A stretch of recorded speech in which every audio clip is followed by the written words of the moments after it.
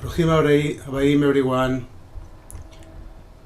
We thought that we will start with some words from our tradition and with some song, and then we will converse a little bit. Let me make sure that I find presentation. He's doing that. Can you see my screen? Yes. Yes. I would like to ask you to please mute yourself.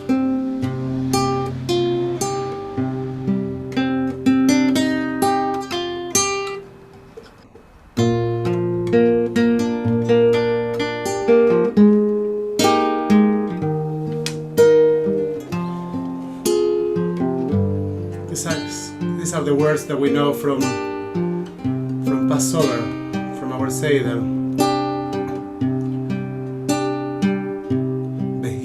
שעמדה לאבותינו, והיא שעמדה לאבותינו ולנו, שלא אחד בלבד עמד עלינו לכלותינו, עמד עלינו לכלותינו, והיא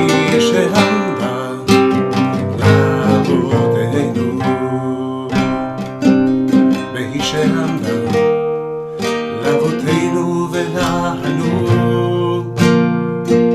שלא אחד בלבד עמד עלינו לכלותינו, עמד עלינו לכלותינו.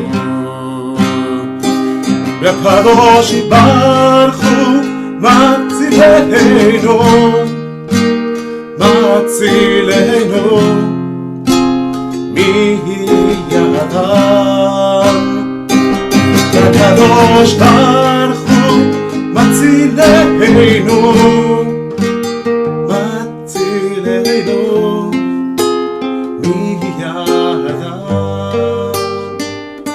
והיא שעמדה לאבותינו, והיא שעמדה לאבותינו ולנו, שלא אחד בלבד עמד עלינו לכלותינו, עמד עלינו לכלותינו.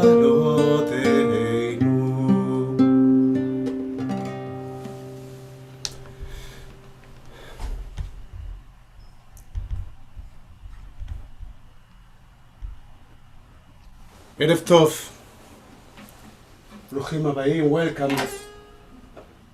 We are once again to acknowledge Yom Hashoah B'Gvura, the day, the memorial day for the Shoah, for the Holocaust. And as we start our gathering, I wanted to think for a moment about the name of this day, Yom HaZikaron, a day of remembrance, a memorial day, and about the meaning of the word Zikaron, memory, in our tradition. So the way in which we would like to do it, Rabbi Daria and I will share a few thoughts about this as we start to walk through this short ceremony that will lead to the conversation with Eve Schneider later on. And the first thing that I wanted to say is that our tradition is obsessed with memory. We don't call this day the historical day of the Shoah. We call it the memorial day of the Shoah. And the question is why? Why is this attachment to Zikaron? Now there are 2 or 3 things in our tradition that are quite central The word memory. One is, and two of them we mention every Shabbat when we do Kiddush. One is Zecher L'Maaseh Bereshit, the creation of the world, and in that context we say Zchor et Yom HaShabbat lekodsho. You shall remember the Sabbath and sanctify it. Now, an interesting thing is that this zikaron, that memory, link us to the past, but also to the present. Zchor et Yom HaShabbat lekodsho, remember the Sabbath, and lekodsho, and sanctify it today, not in the past. It's in order to have a lived experience in the present. The second one is Mitzrayim, Egypt. Zecher Yetziat Mitzrayim, we say in the Kiddush. And we are supposed to remember that all the days of our lives, and therefore in every single prayer, or in the morning and in the evening, we bring that memory. It's a part of our identity. And the third one is Amalek, those that come to kill us. And we are commanded not to destroy Amalek, but to erase evil from the world. Now, an interesting thing in the context of Zikaron is that the Torah was given to us not once, but twice. 2 times. And when the rabbis tried to explain why we got a second Torah, they offer this idea. They say that we got a second set of tablets because the children of Israel wouldn't be able to forget any word from that Torah that came directly from God, and that forgetfulness is actually important. Now, what a contradiction. Memory, memory, memory, and on the other hand, that forgetfulness is important. And so I've been thinking about why that forgetfulness is so important and how that applies also to the Shoah. One of the biggest concerns that we have regarding the Shoah is that this will disappear from our memories. We want to keep this legacy as a part of our life experience. And in Israel, for example, this year, 900 survivors died from Corona. If the number of survivors wasn't already difficult and decreasing, 900 of them passed away. They are very old, and we're in a pandemic. So what's the role of forgetfulness, or the fear of forgetfulness, and what it brings to us? Well, I think that the connection with the second set of tablets is a very interesting one. Rabbi Jonathan Sachs speaks about this idea that we are supposed to become a nation of storytellers. That the biggest enterprise of Torah is that we are supposed to become a nation of storytellers. Now, if we are to repeat every single word the way it was written in the first Torah, we couldn't tell the story.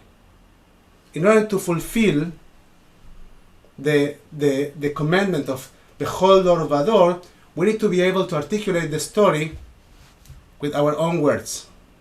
And I think that this is the benefit of forgetfulness and the challenge of remembering. Is for this generation, for us to become storytellers of the Shoah, to absorb as much as we can from first-hand survivors and to try to articulate the stories of our parents, of our grandparents, or even if from people that we don't know, and to own those stories and to share that stories not like ours, but rather because they are ours. They are our story. They are our histories. Rabbi Daniel?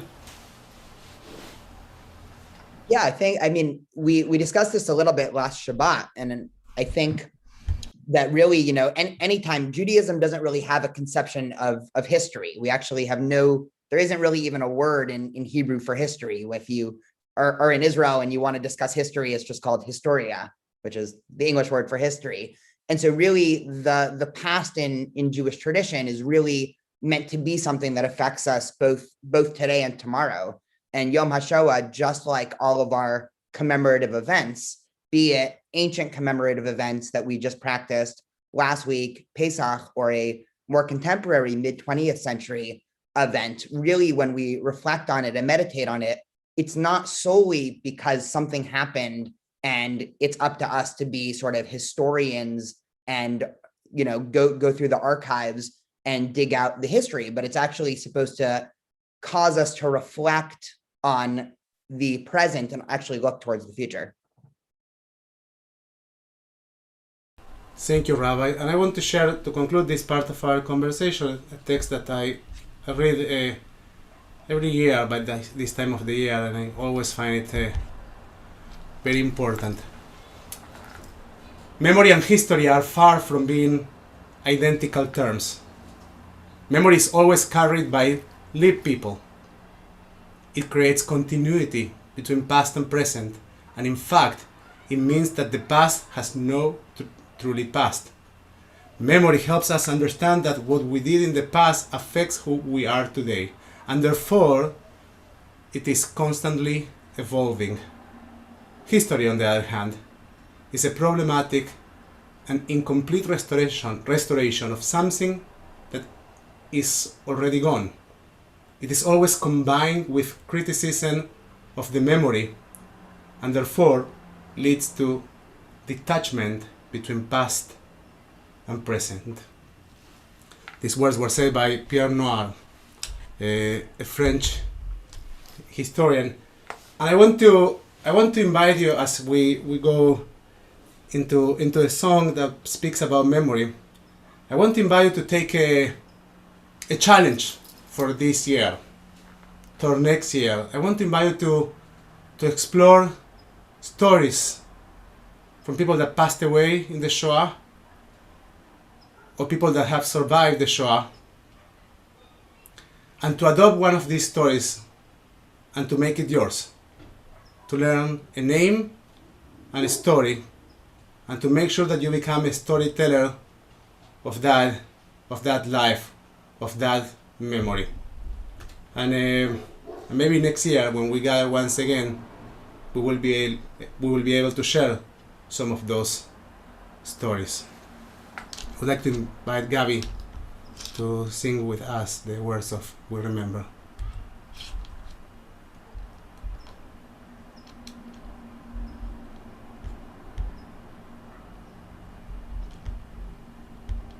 As soon as you mute.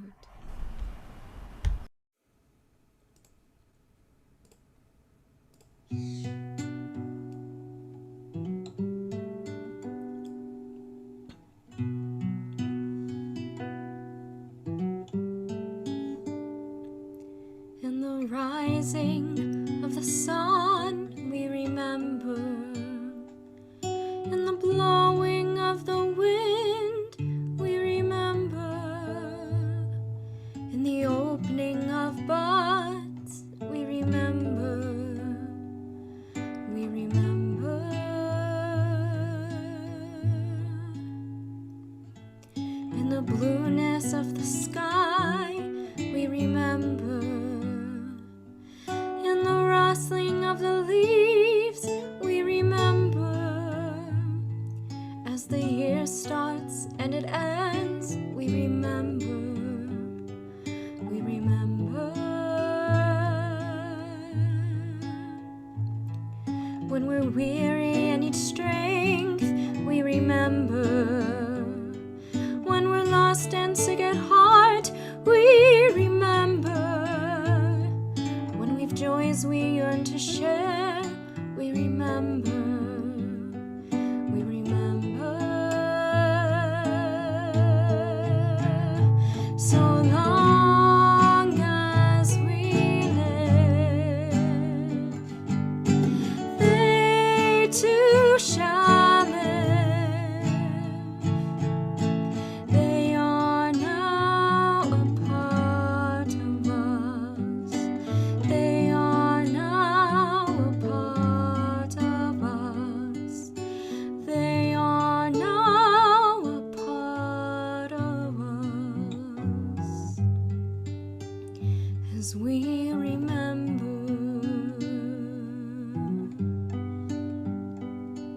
We remember. We remember.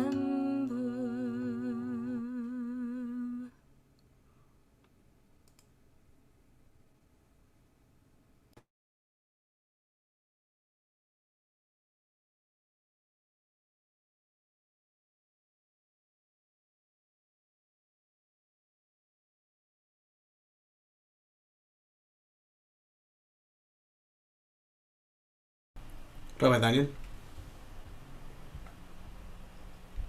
Blessed is the match consumed in kindling flame. Blessed is the flame that burns in the heart's secret places. Blessed is the heart that knows, for honor's sake, to stop its beating. Blessed is the match consumed in kindling flame. We wanted to invite everybody, if you have any candles nearby, to join me in the lighting of 6 candles to represent the 6 million Jewish souls who were taken by the Nazis.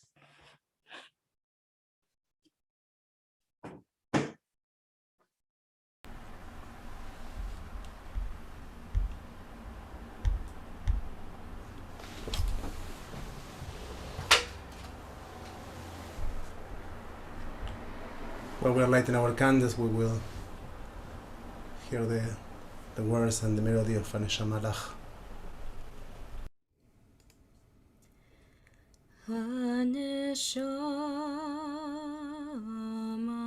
לך והגוף פועל לך חוסה חוסה על המלאך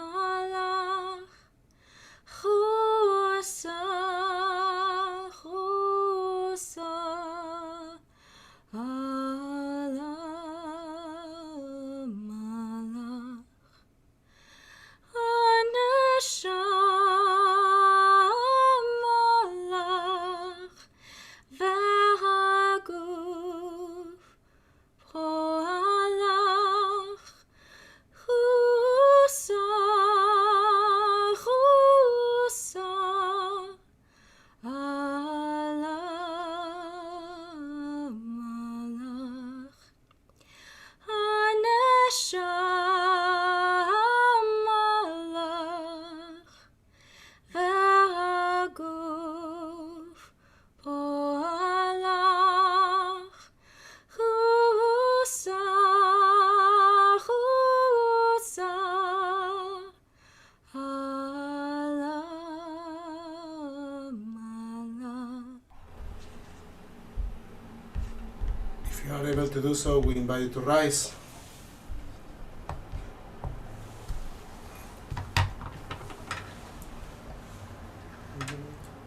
El male rachamim, shochem b'meromim,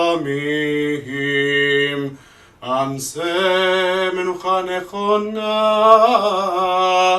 תחת כנפי השכינה, במעלות קדושים וטהורים, כזוהר רקיע מסירים, לנשמות יקירינו וקדושינו שהלכו לעולמם,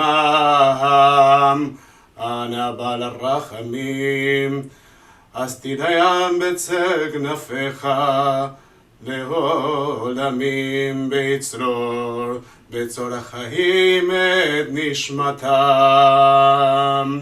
אדוני הוא נחלתם,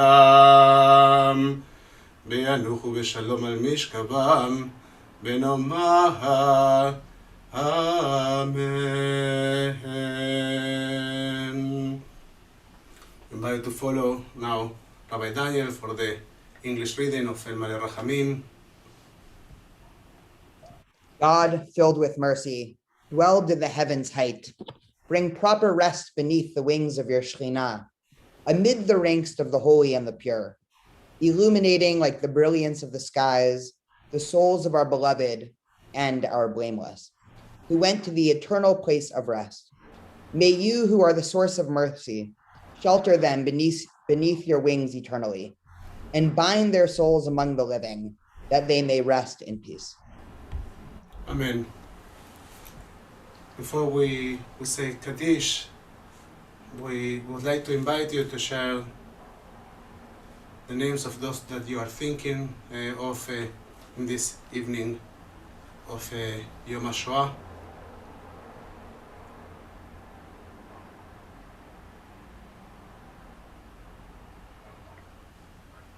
You can please unmute and share names.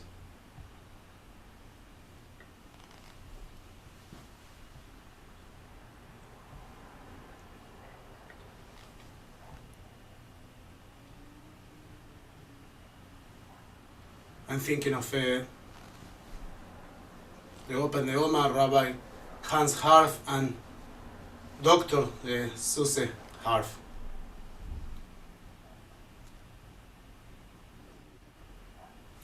Ellie Wiese,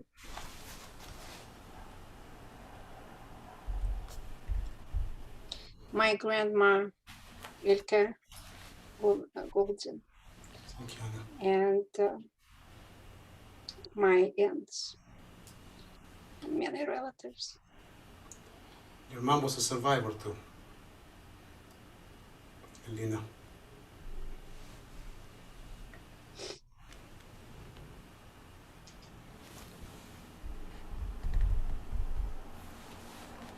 Rabbi, whenever you're ready. Please join me for the recital of the Mourner's Kaddish. Yiskadal v'yitkadash shemei Rabbah, Amen. v'yamadi b'rak hertei v'yamlich malchutei, v'chayechon v'yamechon v'chayedecho Beit Yisrael, b'agala u'bizman kariv v'yimru Amen. Amen. V'hei shmei Rabbah mevarach le'olam omei omaya, yitbarach v'yishtabach v'yitpa'ar v'yitroman v'yitnaseh, v'yithadar v'yitaleh v'yitalal shmei d'kedusha b'richu, le'elamin kol berchata v'shirata, tush berchata v'nechamata, daminan be'alma v'yimru Amen. Amen. Yehi shlom Rabba min shemaya, v'chayim aleinu ve'al kol Yisrael v'yimru Amen. Oseh shalom bin Ramav, hu ya'aseh shalom aleinu ve'al kol Yisrael v'yimru Amen. May the one who creates harmony on high bring peace to us and to all of Israel, to which we say Amen. Amen.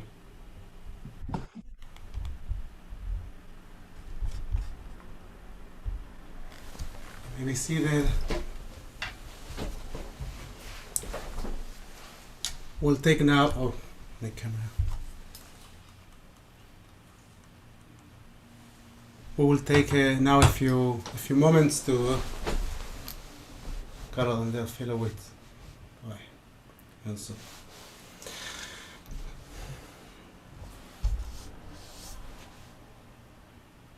We will take now a few moments to transition in the second part of our program. We will welcome Eva Schneider, and we will hear her story. This is in the context of a project called Zikaron Basalom, Memory in the Living Room, that started in Israel a few years ago, in which we try to learn stories from survivors as if they were part of our family. They are a part of our family, and we were sitting together in the same living room, this time a virtual living room.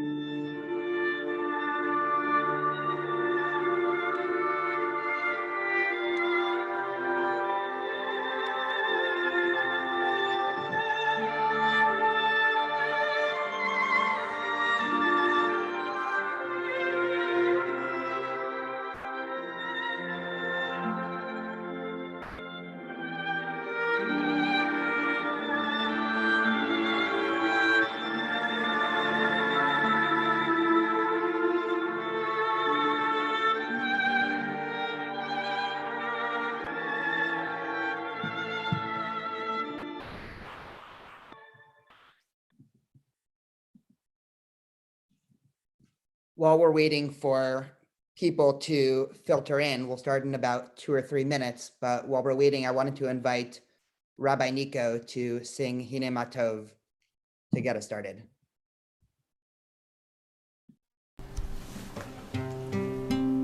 So we start gathering to remember.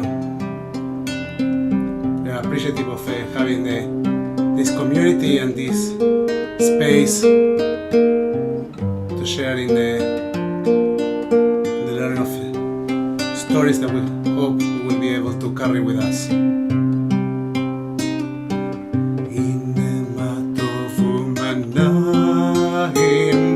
שבט אחים גם יחד, הנה מה טוב ומנעים, שבט אחים גם יחד, הנה מה טוב, שבט אחים גם יחד, הנה מה טוב, שבט אחים גם יחד,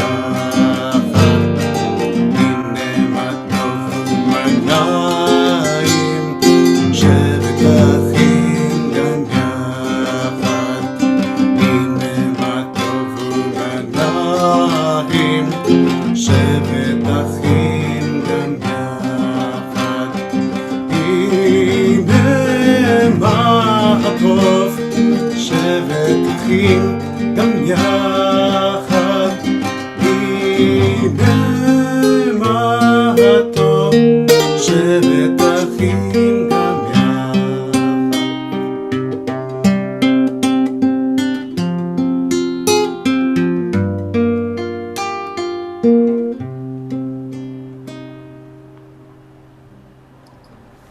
I wanted to welcome everyone. A special welcome to all of the students and also for Temple Beth Tikvah for partnering with Hillel for this important event.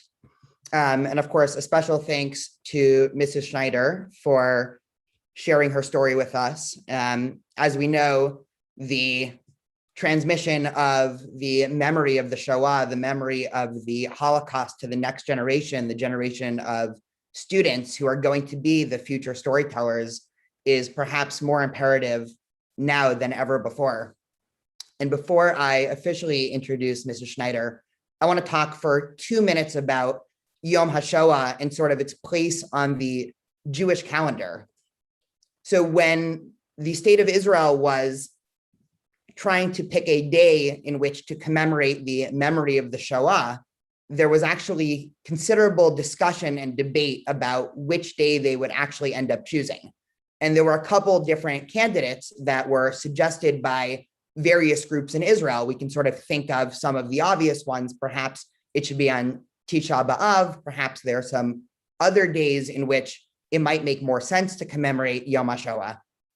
But one of the main reasons why the state of Israel actually picked this time in the middle of the spring to commemorate Yom HaShoah is that it actually falls usually about halfway smack in the middle between Passover and Yom HaAtzmaut, sort of the two bookends of Jewish history to some extent, where on Passover, we commemorate our freedom from Egypt. And we know the centrality of the Exodus is really ubiquitous everywhere in our tradition. And of course, leading up to Yom HaAtzmaut, when Jews are able to reclaim our political autonomy to be a free nation in our land, they chose Yom HaShoah to be right in the middle of this season of Jewish holidays, because they understood, like generations of Jews before, the importance and centrality of memory and of a holiday having its place in the Jewish memorial calendar. And something that we talk about a lot is that memory in Judaism is not simply to understand what happened years ago, but memory, or zachor in Judaism, is something that should affect us in the present and actually should dictate how we look towards the future. So I wanted to invite Mrs. Schneider to share her story. And afterwards, there'll be time for questions. And so when Mrs. Schneider is done speaking, I'll moderate the questions. But for now, Eva Schneider, thank you so much again for being a great friend of Hillel, and the floor is yours.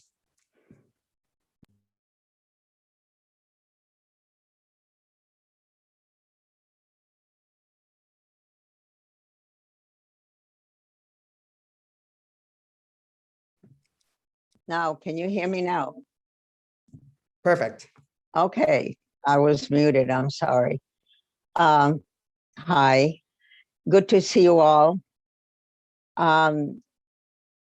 I saw all the photographs you showed in your previous service, and I think that kind of leads into my story, because my story is a personal story, which is unique in as much as I survived Auschwitz when I was 11 years old.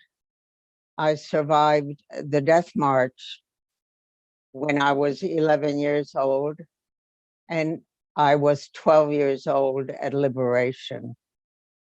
So many of those children that you saw were kind of in my age group. The Holocaust for me started in 1940 when I was 7 years old, when one day the doorbell rang and there were 3 SS soldiers at the door, and they told my parents that they had 24 hours to move out of their home. They were allowed to take one item of their choosing, and that is all. And we had to be out in 24 hours. That was for me and for my parents. I was an only child. the beginning of a number of years, actually 5 years, of having no liberty, of having no privilege, of being hounded, of being persecuted, and living under the threat of death every single day. We moved out of our home into a room that my parents were able to rent in a lady's house.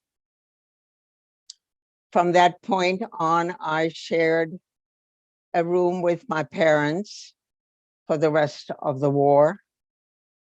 From that point on, I had no formal education until 45, when I came back from the camps. We moved into this lady's home and we lived there for close to 2 years, and things got very bad in Bratislava, Slovakia, which is where we lived. And my father had the means to buy us passage to Hungary, where things for Jews at that point were quite a bit better. We were smuggled in a dark car where I sat on the floor, and I was told that I must not make a sound, I must not cough or sneeze. At any rate, we made it to Budapest, where my parents knew many people, where we still had family. And again, we lived in one-room sublets. We lived as Christians. My father was able to buy papers for us. We were a Christian family. My name was Kitty Ratz.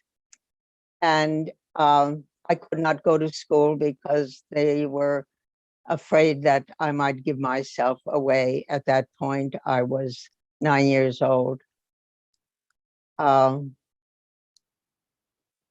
Everything was pretty good for 2 years, and then the Germans marched into Budapest, and again, things got very dangerous for Jews. And one day, my father didn't come home, and he had been arrested. At that point, my mother decided that it was too dangerous for us. So somebody smuggled us back to Slovakia, to the town where I was born, called Nitra, a very small town. And I had an uncle there, my father's brother, and he worked for a brewery owned by a Swiss man. And the feeling was that the Swiss man would hide us. We didn't know what happened to my father at that point. We were smuggled back to Slovakia, and we were in high. Hi, I'm sorry, I'd rather. may I go on? Okay, we were in hiding for several months in an attic of this brewery, and came down once a week to shower and have a warm meal. On one of those times, the maid in the house called the police, and they came and they arrested us. And several weeks later, after detention, we were put on cattle cars to Auschwitz. We arrived in Auschwitz on November 3rd, 1944. We knew what awaited us.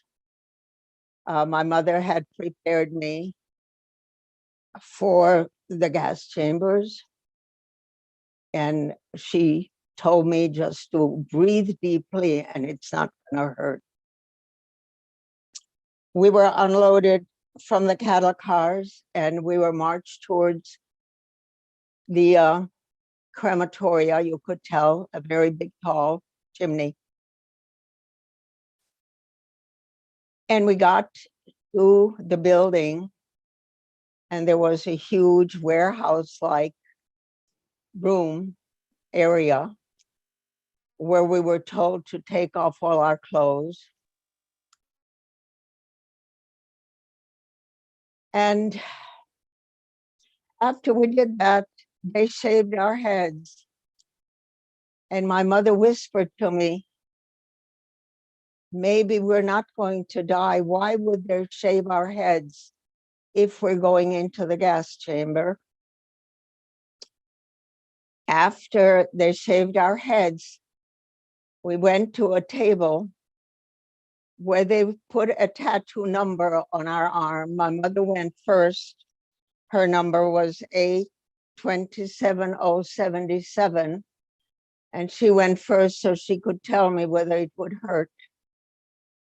My number was 27078.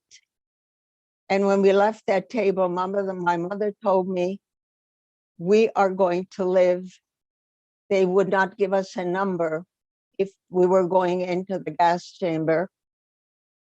And we were herded into this very large room with showers above, which my mother knew would be gas coming out of it instead of water. In our case, water came out. And my mother and I hugged each other, and everybody was crying. And everybody knew that at least for the time we were going to live.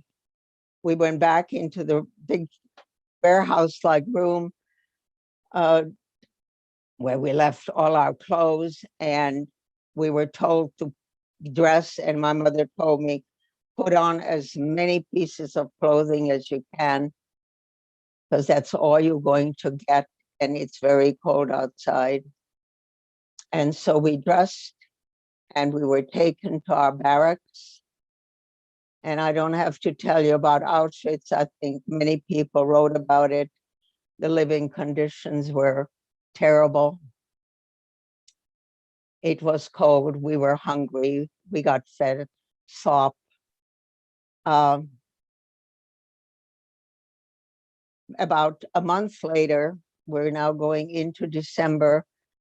About a month later, we went out for appel, it was called when we had to line up 5 abreast, and they counted us every morning.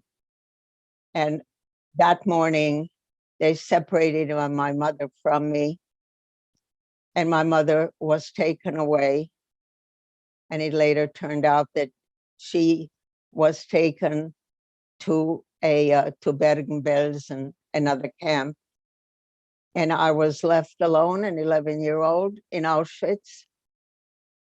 And somehow I had enough resources to make it.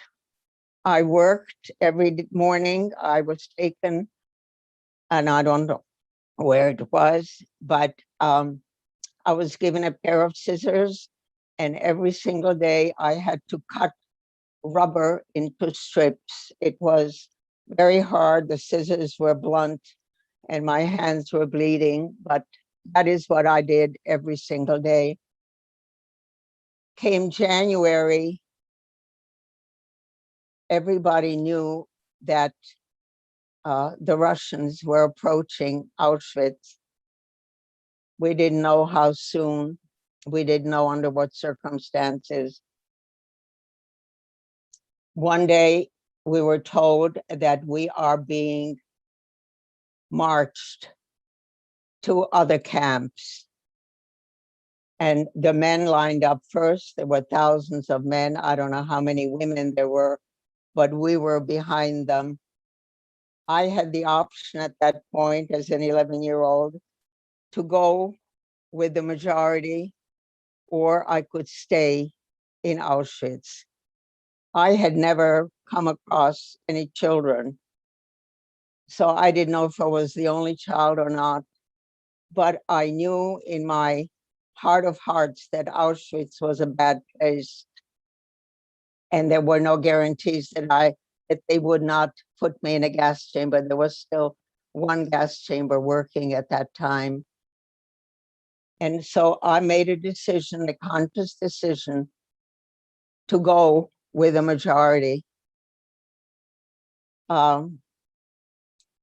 I think back again how resourceful I was, because as I was marching, we walked by some barracks. I guess there were barracks of the SS, and I saw a comforter blanket, and I stepped out of line, and I went over to this barracks, and I grabbed the blanket, and I wrapped myself in it, and I think that may have contributed to my survival. I was with the women. I knew the men were in front of us. Somehow instinctively, I felt it maybe didn't help me as a little child. The women did not really. They were all, I mean, everybody was out for themselves. And so I made my way forward among the women until I reached the men. And the men, I mean, this went on for days. This was not a quick little walk, hundreds of kilometers. And I saw one man who was pulling a cart. And I asked him, I said, I am very tired. Could I sit on his cart? And he allowed me to sit on the cart. At that point, I didn't have to walk. And we went, and I don't know where it was, but ultimately we were put on open cattle cars that took us to Mauthausen. On this death march, I stumbled over many, many dead bodies. I was beaten. I stopped to relieve myself at one point, and I got the butt of a soldier's gun in my chin. It was very cold. We were very hungry, and people were dropping out. I don't know how many started, but many hundreds died on the way. We were put in open cattle cars. And I must just add that along my journey, I encountered people who, even in the very darkest of times, showed me kindness. And on this death march, when I sat on this man's cart, a young SS man approached me. He walked next to me, and he had a little brown paper bag in his hand. And he gave it to me, and he said, eat that, it will help you. I spoke German, so I understood what he was saying. He gave me a bag of sugar, powdered sugar. And I guarded that bag. And every day I would, or many times a day, I would wet my fingers and lick some sugar. Whether that helped me to survive, I don't know, but thinking back, there was an ounce of humanity in this young man. We were put on cattle cars. I was in a cattle car, the only female. There were Poles, Jewish men, Polish men, and there were a lot of Greek men. We were in that cattle car for several days. And the young men around me protected me as well as they could. They, at night, they lay down on the floor of the cattle car, and I lay on top of them, and the blanket covered us all. I don't know quite how many days we were on the way, probably 2 or 3. And then we arrived in Mauthausen. I didn't have any idea that there were other women. And as people poured out of the cattle cars, there were probably another 20 or 25 women. None of them spoke my language. It turned out that they were Russian women, Russian partisans who were sent to Auschwitz after they were captured. And they were the only women along with me. Auschwitz was terrible. The first thing I saw when we stopped at Auschwitz was a mound about, probably 4 or 5 feet high of dead bodies. And that was a shock to the senses, even after what I'd been through. I was housed in a barracks that turned out to be the bordello. And a woman, excuse me, I am going to excuse myself for a minute. I was cooking something and I don't want it to burn. I'm sorry.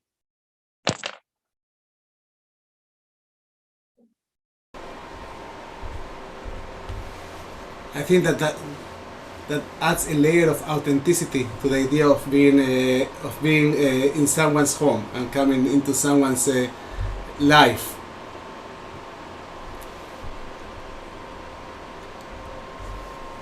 And we hope that her dish is fine.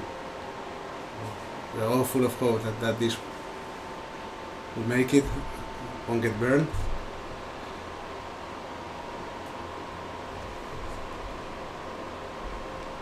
I'm back.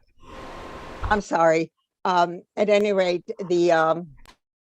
I was housed in their house of entertainment, and I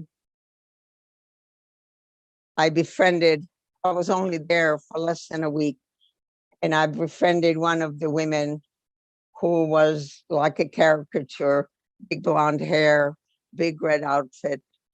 But she was very kind to me. At one point, I was taken to the doctor who examined me, and even being 11 years old at the time, I realized why I was at the doctor.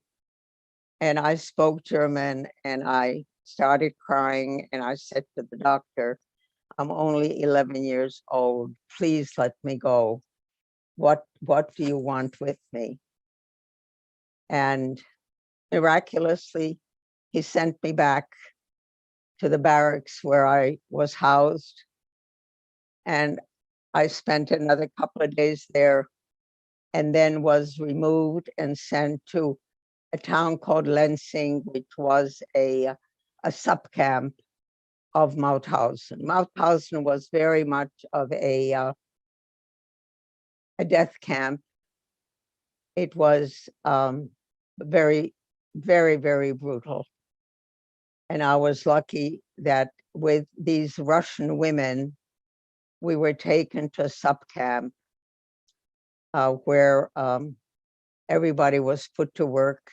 We were housed in a bombed out factory, and I was there until one day we saw one of our SS women take off her clothes and put on civilian clothes. And word had it that we are going to be, maybe we will be liberated. We didn't know when, we didn't know how. And a few days later, we started hearing gunshots. And one day we went into the courtyard, and we were at the foot of a hill, and a Jeep stopped at the top of the hill. All our Germans had had run away by then. We were left to our own devices, and 3 men in uniform ran down this hill, and they yelled, "Do you speak English? Do you speak French?" Well, it was an American and 2 Frenchmen who yelled, "You are free, you are free, you are free. The war is over." At that point, where do you go? What do you do? Well, the Americans took good care of us. The first food that was sent to us was a truck full of thick bacon. And this is all emaciated women who have not really eaten proper food in, some of them, for years. And that's what we got. But we were free, and we were kept there for about a month. They did feed us, and they gave us clothing. And I weighed 56 pounds at liberation. About a month or 6 weeks later, they took us all back to our home country, to our home city. And they took us to a building where everybody had to register who had come back. And there were photographs everywhere of people looking for their relatives. And I went upstairs with everybody else, and on the landing, the first stairwell that I went up to the first floor, and on the landing, I saw a man who looked familiar to me, and I approached him and I said, "I am Eva Rosenbaumova." My maiden name was Rosenbaum. I said, "Do you know me?" I did not remember what my parents looked like, by the way. I'm leaving out so many details to make this within Daniel's time frame. I could not remember what my parents looked like. I knew their names and I knew where I came from, but I could not remember them. Turns out this man was my father's very good friend, and he said, "Of course I know you." He said, "Your father has come back. I'll take you to him."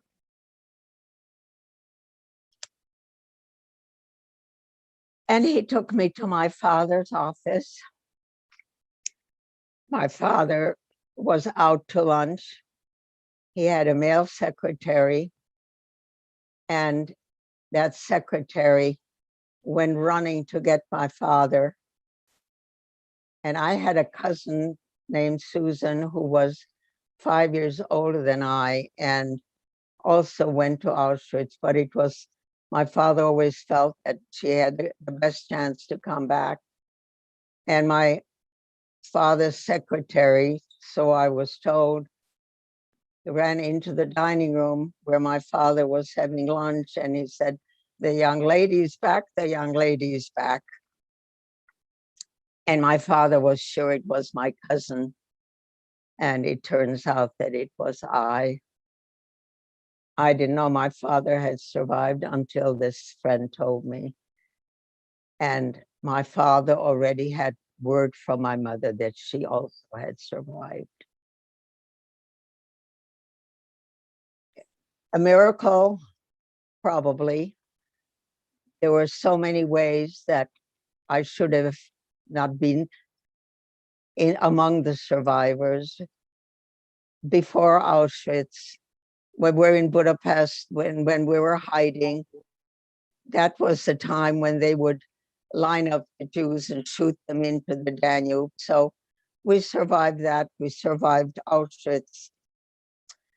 And I survived Mauthausen. And here I am, and happy to be here.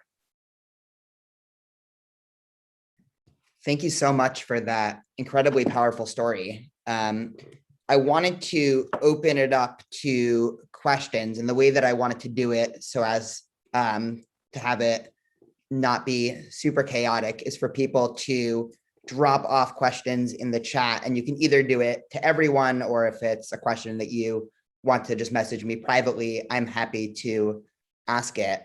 So I'll give people a minute to come up with questions, but I have just one initial question. So we have here, I'm sorry, I didn't hear you. No worries. I'll pause for a second to give you. No, I was going to turn on the light because it got dark since we started. Perfect. So we'll give a 20-second. Here we are. We are on. So we have a lot of people from the Gen Z and millennial generation here, you know, anyone that's in college now. And I was just looking through some stats among rates of knowledge of the Holocaust among Gen Z. And they're really worrying. And I think, you know, something like 2/3 of people in the Gen Z generation have never heard of Auschwitz in America. I think 40% have never heard of the Holocaust. What would you say to the next generation of young Jews or non-Jewish allies that is the most important thing to convey to the next generation in terms of the memory of the Holocaust? Gosh, that that unfortunately these things happen. They didn't just happen in the Holocaust. They happened in Rwanda. They happened in Cambodia. There are people who are inclined to be destructive. It hasn't happened quite in the magnitude that it happened to Jewish people, where they just wanted to erase us. They wanted to completely destroy the Jews of Europe. And all I would say is, please do not forget history. We have a Jewish history and we have a Holocaust history, and we have to learn from it. But we are a lot stronger than we give ourselves credit for. If I, as an 11-year-old, could fend for myself to the point where I survived, and other people could do the same thing. And don't dwell on the little things in life. Just think of the very important big issues, and don't erase history. I know there is an inclination nowadays to take down names and take down people and take down statues and take down pictures, but we are part of history, and you cannot erase that. On that theme, Jubilee asks, what kept you going, and what specifically gave you the courage to continue living as such a young girl in the camps?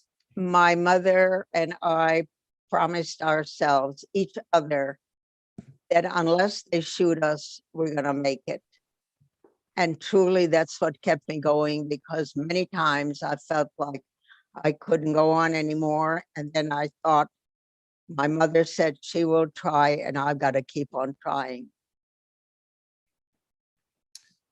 And what was it like? So after the camps were liberated and you returned back to your home country, what was the atmosphere like? You had just returned to a country that had to some extent allowed this atrocity to happen. What was it like sort of reacclimating into the society, or even attending school or anything like that?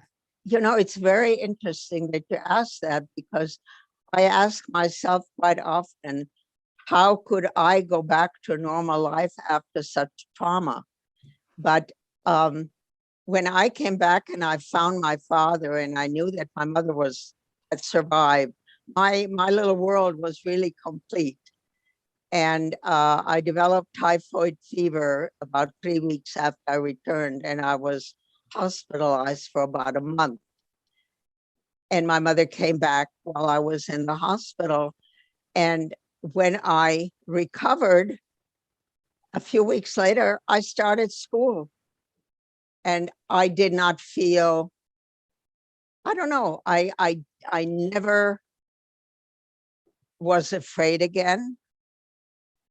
my parents were probably very wise in not encouraging my martyrdom, and just said, we had, and I remember them saying, my father said, we have survived, now let's go on with our lives and make the best of it.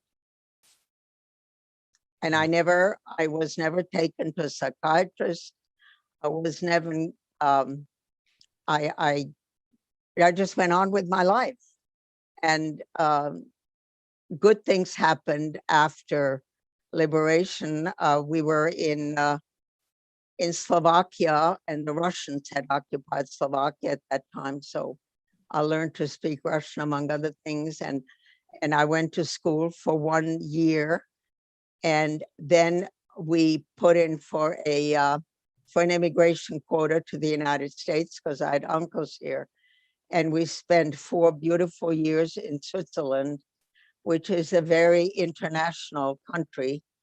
And I went to an international boarding school where I met other people who had been through what I had been through. But I also met an awful lot of people who welcomed me with open arms. And I never really had a serious issue.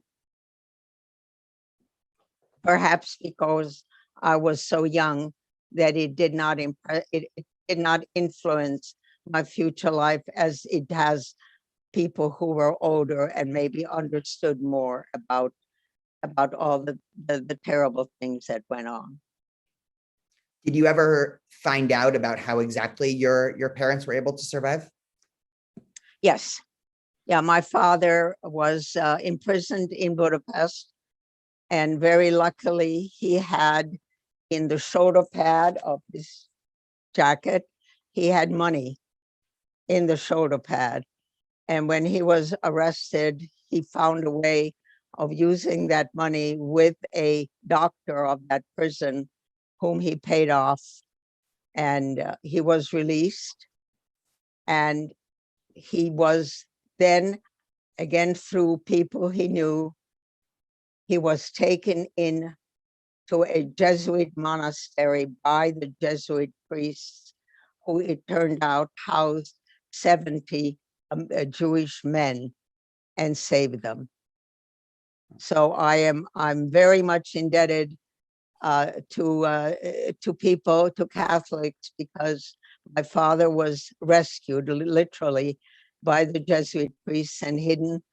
And when I developed typhoid fever in Bratislava just after the war, the only hospital who would have me, because I was so highly contagious, was a Catholic hospital.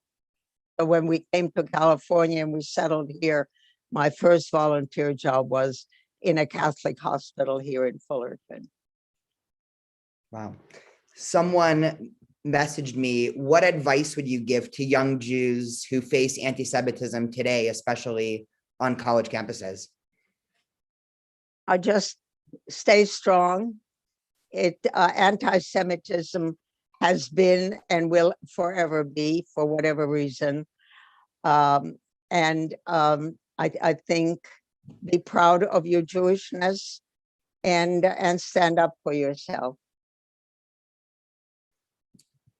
Someone else asked that they preluded this question by saying that they have read that a sizable number of survivors after the Shoah sort of openly wanted to distance themselves from Jewish tradition or the Jewish community. What was sort of your relationship with your Jewish identity or Judaism right after and sort of developing from there on? When I was, 13, 14, 15 years old, and in an international setting in Geneva, in Switzerland, I did toy with the idea of leaving Judaism. And I had a Methodist friend. I went to her church. I went to the Catholic church. I experimented with all sorts of things, and very quickly found my way back to Judaism, because I learned that it really is the root of all the other religions. And I chose to go back. That's really incredible. Someone else wanted to know, did you move straight to California from Europe? No, we moved to New York. I had two uncles in Chicago, but they are the ones who gave us the affidavit and brought us out. But we settled in New York, and my husband and I married in New York. Oh, on that theme, Amanda wanted to know how the Holocaust affected your personal relationships, and specifically if you found love after the Holocaust. Oh, absolutely. And my husband is Viennese, and which was an hour's drive from my hometown. So there's a big connection. We both, of course, speak German. And we met in a kosher restaurant in New York, where Mr. Schreiber, the owner of the restaurant, knew both families and claimed he didn't have any small tables. Would the two families mind sitting together? So matchmaker. And that's how we met. And we've been married in June. It'll be 67 years. Wow. And they said it wouldn't last. It's incredible. Yeah, I was still in college. So no, but we come from the same culture, which and my husband is a Holocaust survivor, and they did not go to the camps, but they escaped Austria and they came to the States via South America, via Uruguay. So everybody has a story. Whoever survived Europe and the Nazi era has a story to tell. Did you connect with other survivors either right after or in the last 60, 70 years? I did not too much. I have my oldest grandson was a student at Chapman, and Chapman is a very active group, and I was a little bit active there, but not so much. I felt more comfortable not being active and not regurgitating. In other words, I never went to see Schindler's List, and I gave testimony, but I did not want to become terribly involved. We did not tell our sons, for example, about my experience until they were well into their teens and they were able to deal with it. So that, everybody has different ways of dealing with it. And that was mine. Wow. Someone else messaged me and asked what your current relationship with the state of Israel is, or more generally, how you think Israel fits into this wider picture of current Judaism. I think Israel is terribly important. I think Israel is a refuge. I think Israel must continue to exist. And I think all of us owe it to Israel to be totally supportive, because we don't know, other countries might kick us out in the future, but Israel will always welcome us with open arms. Let's do a few more questions. If people have last minute questions, feel free to write in the chat. Simcha asks, how many kids and grandchildren do you have? We have 2 sons and we have 4 grandsons. And I'll give full disclosure. I lived with Ava's grandson for a year. Yes, my med student grandson, 3rd year med student, right? And we have 1 married grandson. That's who Daniel roomed with at one time. And Trig wants to know if you've ever written down your story. Have you ever written a memoir? I have not.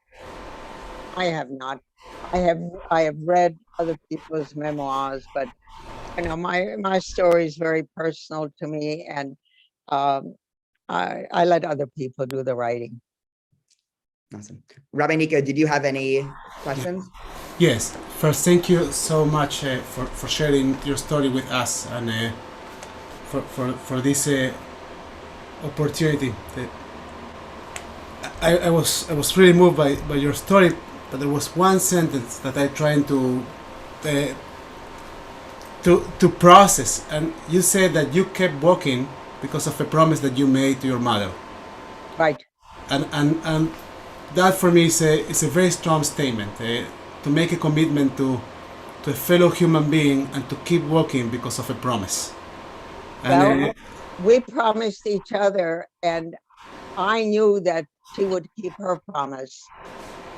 So I had to keep my promise. You know, as a very young child, your parents are your world, at least in my day. I wonder if you have made other promises that have kept you walking over the years. In my life, yes. Yes. So what kept you walking? Oh my God, you mean in life in general, what keeps me walking? I don't know. I feel God is with me and was with me in the really bad times. I honor my parents' memory. I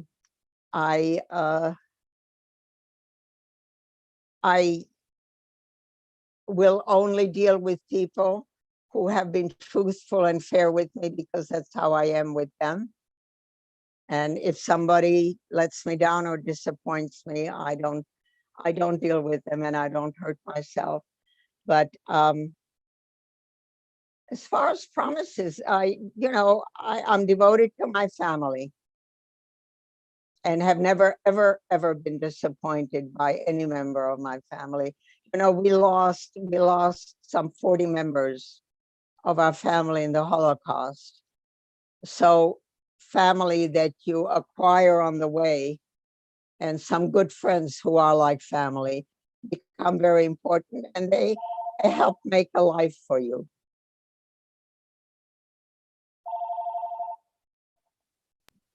One final question, and then What keeps you going, Rabbi? I'm asking the Rabbi, what keeps him going? go for And Rabbi now Tikvah. Your faith? No, right now you. You know,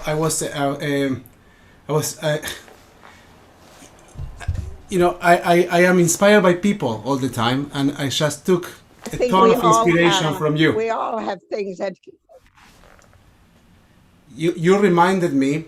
I have read many times. Viktor Frankl wrote "Man in Search of Meaning," and there's a passage there in that book when he describes the scene when he is released. And I have read that scene, I don't know, 1,000 times in my life, and I share that scene, that description of his book all the time. And I was listening to you, and you were just telling that. You were just describing what I have read 1,000 times, but this is your experience. And then you added this layer of a promise, a commitment. In a society in which we strive to commit to things, to human beings, you just share that what kept you walking, what kept you alive was the commitment, your commitment to your mom. And you added, knowing that she was going to fulfill that promise. And I am inspired to think about what are the commitments that we need to make in order to keep walking and to keep building and to keep living And I our life hope- as your parents decided. and our society is a little bit upside down now, but I hope that we find our way back to making and keeping commitments to each other. So one last question before we let you go for the night, Mr. Schneider, and thank you again on behalf of Hillel and Temple Beth Tikvah for your time. This was really, really powerful and incredible. What's one final piece of wisdom or advice that you have, especially for the next generation as they sort of, people 18 through 22, 23, as they sort of look towards the future? If you can impart one or two pieces of wisdom. I don't know, really, I don't have just one piece of advice, but I would urge people not to give up on their Judaism. I would urge people not to deny their Judaism, not to be embarrassed about it, or not to fear it, because anti-Semitism comes and goes, and we have been strong as a people, and we will continue to survive. That's incredible. And I think that's a perfect way to conclude. Thank you so much again. This was so impactful. And it's so nice that even during the time of social distancing, we can gather in our own houses and hear such an incredible story. So thank you again. It was my pleasure. My great pleasure. Do I tune out now or do I stay with you? You are free to tune out. Then thank you so much. And I'll keep Thank you. Zoom open for a few more minutes if people want to unmute and say hi. Thank you very much, Eva. Thank you very, Bye-bye. very much. Good to see you all. Be well, be healthy. You too. Thank you again. Have a great night, everyone. Have a great evening. Hello to everyone. Thank you very much for participating in this program.